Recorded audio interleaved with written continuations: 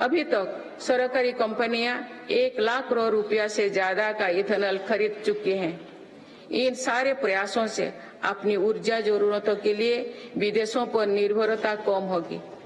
कुछ दिन पहले ही बंगाल की खाड़ी में एक नया ब्लॉक में तेल उत्पादन शुरू हुआ है।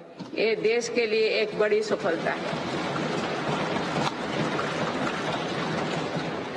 माननीय सदस्यगण, धरती पर महत्वपूर्ण खनिजों की मात्रा सीमित है, इसीलिए मेरी सरकार सर्कुलर इकोनॉमी को प्रोत्साहित कर रही है। भारत की पहली व्हीकल स्क्रैपेज पॉलिसी का लक्ष्य भी है। गहरे समुद्रों में खनिजों की संभावनाओं को तलाशना भी जरूरी है। इसी लक्ष्य के साथ डीप ओशन मिशन शुरू किया है। इस मिशन में अपने समुद्री जनजीवन के बारे में हमारी समझ भी बेहतर होगी। भारत का समुद्रयान इस क्षेत्र में शोध कर रहा है।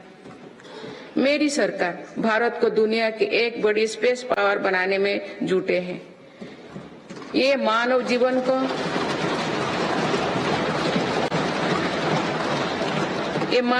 को बेहतर बनाने का एक माध्यम है। साथ ही ये स्पेस इकोनॉमी में भारत की हिस्सेदारी बढ़ाने का भी प्रयास है।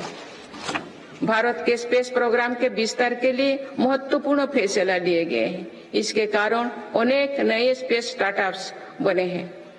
अब वो दिन दूर नहीं है जो भारत का गगनयान स्पेस में जाएगा।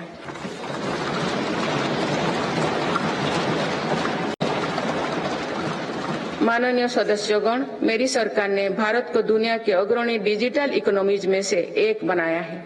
इससे करोड़ों युवाओं को रोजगार मिला है।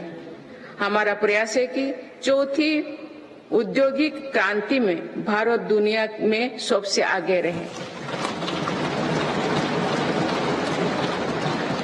मेरी सरकार आर्टिफिशियल इंटेलिजेंस मिशन पर काम कर रही है। ये भारत के युवाओं को नई अवसर देगा। ये नए स्टार्टअप्स के लिए संभावनाएं खोलेगा। इससे कृषि, स्वास्थ्य और शिक्षा के क्षेत्र में क्रांतिकारी बदलाव आएगी। मेरी सरकार ने नेशनल क्वांटम मिशन भी स्वीकृत किया है। क्वांटम कंप्यूटिंग नए दौर की डिजिटल व्यवस्था बनाएगा। इस क्षेत्र में भारत आगे रहे, इसके लिए काम शुरू हो चुके हैं।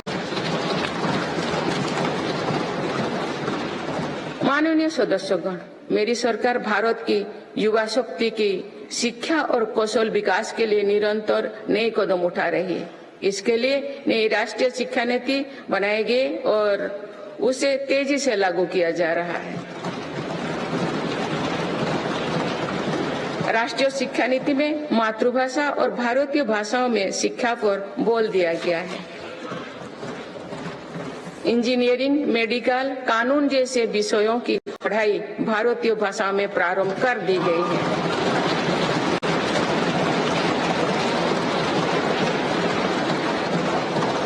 स्कूली शिक्षा में गुणवत्ता लाने के लिए मेरी सरकार 14,000 से अधिक पीएम श्री विद्यालयों पर काम कर रही है। इनमें से 6,000 से अधिक विद्यालय शुरू हो चुके हैं। मेरी सरकार के प्रयासों से देश में ड्रॉप आउट रेट कम हुआ है। उच्च शिक्षा में छात्राओं के दाखिले ज्यादा हो रही है। अनुसूचित जाति के विद्यार्थियों के नामांकन में लगभग 44% वृद्धि हुई है। नामांकन में अनुसूचित जनजाति विद्यार्थियों की 65% और ओबीसी के विद्यार्थियों को 44% अधिक वृद्धि हुई है। इनोवेशन को बढ़ावा देने के लिए अटल इनोवेशन मिशन के अंतर्गत 2000 अटल टिंकरिंग लैब स्थापित किए गए हैं। इसमें 1 करोड़ से अधिक विद्यार्थी जुड़े हैं। साल 2014 तक देश में 7 एम्स और 390 से भी कम मेडिकल कॉलेज थे। वही पिछले दशक में 16 एम्स और 315 मेडिकल कॉलेज स्थापित किए गए।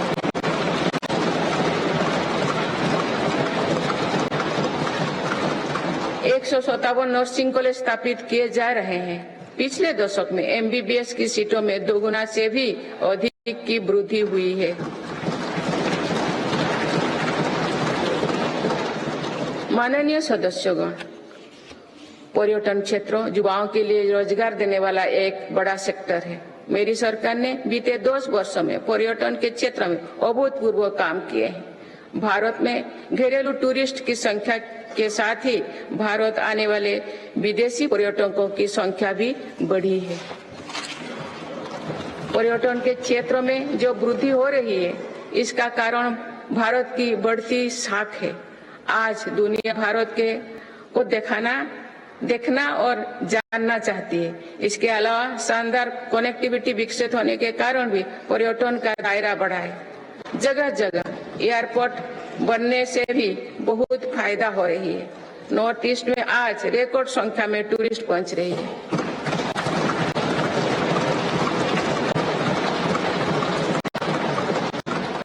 अंडमान निकोबार और लक्षद्वीप को लेकर उत्साह चरम पर है।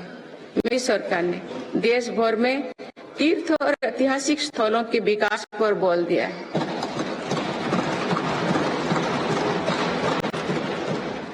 इससे अब भारत में तीर्थ यात्रा आसान हुई है। वही दुनिया भी भारत में हेरिटेज टूरिज्म को लेकर आकर्षित हो रही है। बीते एक वर्ष में 8.5 करोड़ लोग काशी गए हैं।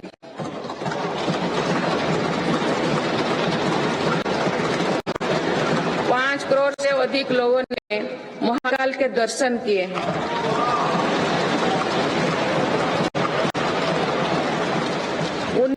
उन्नीस लाख से अधिक लोगों ने केदार धाम की यात्रा की है।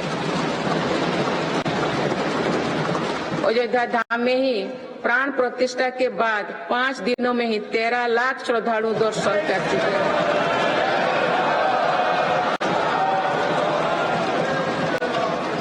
पूर्व पश्चिम उत्तर दक्षिण भारत के हर हिस्से में तीर्थ स्थलों पर सुविधाओं का अभूतपूर्व विस्तार हो रहा है।